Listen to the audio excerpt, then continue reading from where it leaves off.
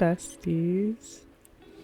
Okay, so I really wanted to do a more spooky season, like direct spooky season video, because I've been sort of doing more like fall or autumn themed things indirectly, and that's been fun. But like I really enjoy making like occult sims and like playing with occult sims, so like I really just want more of that. So I figured I'd try this build a vampire CAS challenge. And so basically it's exactly how you think it would go, and it's really very simple and easy to do. But I sort of had to pick a few things myself for this one. So for this particular vampire, I used my mom's birth month, not my birth month, because I actually used my birth month already for this challenge, and it's actually a members only video. So if you want to like see that, you can definitely join the membership. You get a lot of like fun perks and stuff, just like a shameless little plug. But for this one, I used my mom's birth month, which is October. So her color scheme is black and white, and for favorite mythical creature, I chose unicorn. So she got white hair, which honestly very on brand for like the black and white theme. And then for favorite animal, I chose fox because I really like foxes, and it felt very fall. And it just so happened to be red eyes, which is again perfect for vampires. And then I went to like the extras first before I went to randomly generate a theme. For extras, I got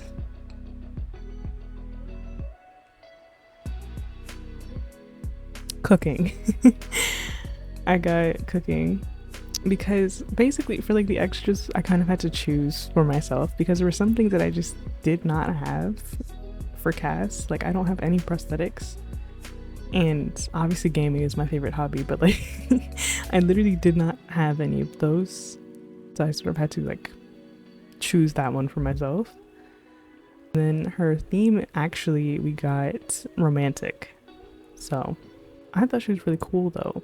Like I thought she came out really well, and I was struggling stupidly hard because there's technically a white hair swatch, but it's definitely gray. Like it gives gray, but there's also like an actual gray hair swatch. And so like it was really difficult to sort of find a consistent white hair. And obviously Simandy has like a white hair swatch, but like I didn't have enough of like the long hair Simandy hairs in her like hair palette. It didn't work out. And so I was really struggling because I didn't want it to be gray, like I wanted it to be white. And so I actually remembered that I had like a universal hair overlay, and it is literally my new favorite thing, and I forget that it exists, but it is so incredibly handy, and it made this entire sim possible because I hate that like gray swatch. It's terrible. It's like it's technically white, but it really is just like a lighter gray, because white is just like white, and you can definitely tell the difference between white and gray. So because her color scheme is black and white and her eyes are red, so I like kept her makeup very like black and white with like pops of red here and there. And I kept like, she doesn't have any blush, like none of my vampires ever have any blush, because I think that's like a very human and alive thing to do. And so I don't ever give my vampire sims any kind of blush or anything because they're dead basically. And if they do, I have them put it on like strange positions because like they kind of forgot what like blush and like looking alive looks like. But I didn't give her any blush. I just kept it black, white, with like some red lipstick here and there. But I also give her like black lipstick.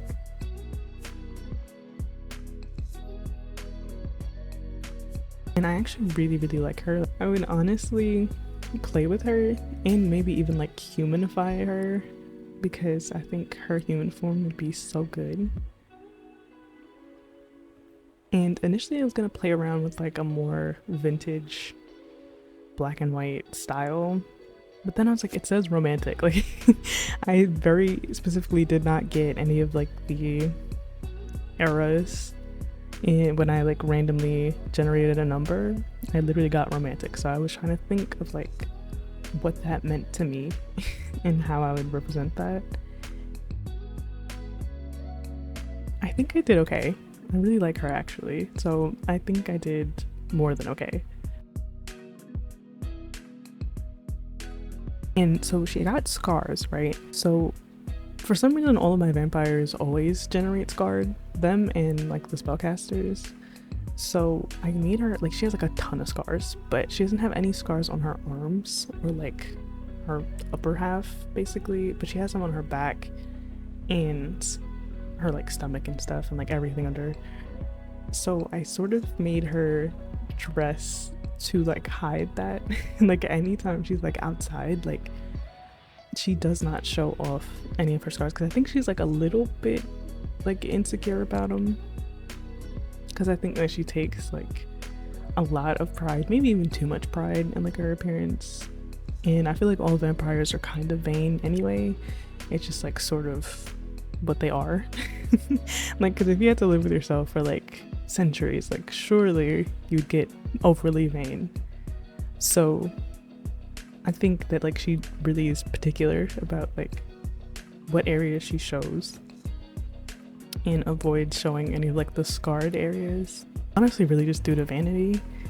And so I have her show her scars, I think sleepwear and swimwear, but I don't think like she swims outside. Like I feel like she'd live in a house that was like had like a covered over like indoor pool, because also she's a vampire. Like they're not gonna go swimming like outside like where the sun is. Like that's not happening.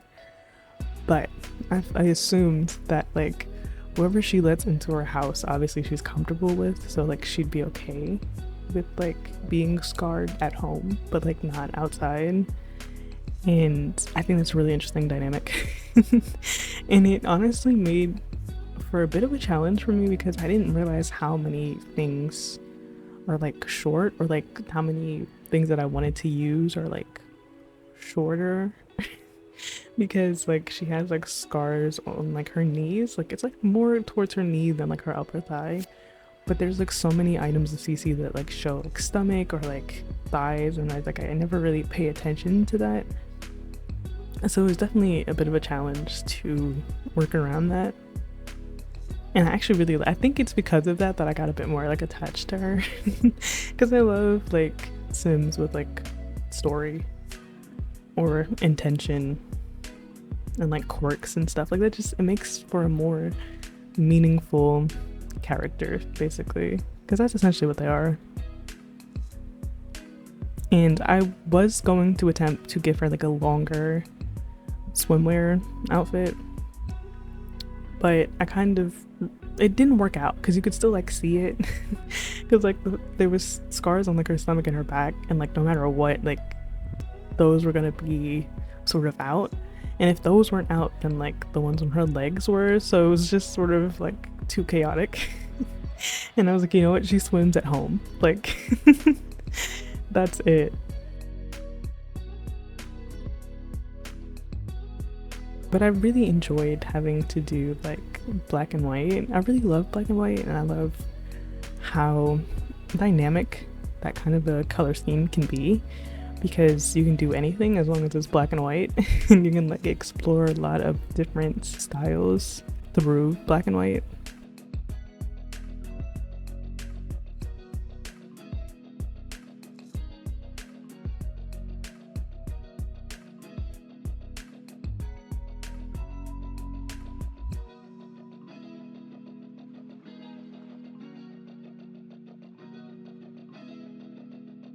And I kind of like gave her sort of like a vintage-y winter wear, cold weather wear, that's what it's called.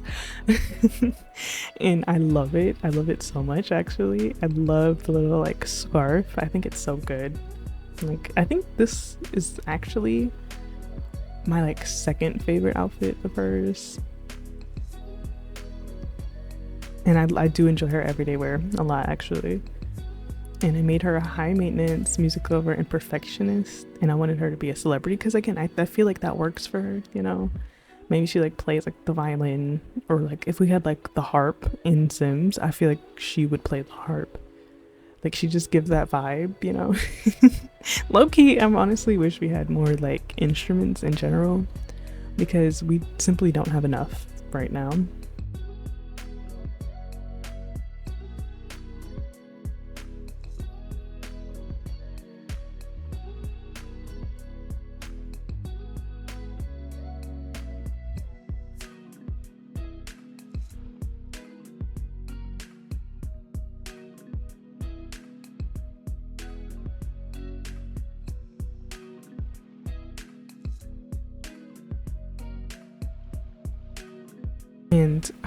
And her like counterpart, basically, because I made another vampire for my members, and her and Judy, I guess her name is Judy, just sort of randomized, but they're both my October sim, basically. So look for them on Patreon if you want them. They're both vampires though, so know what you're signing up for.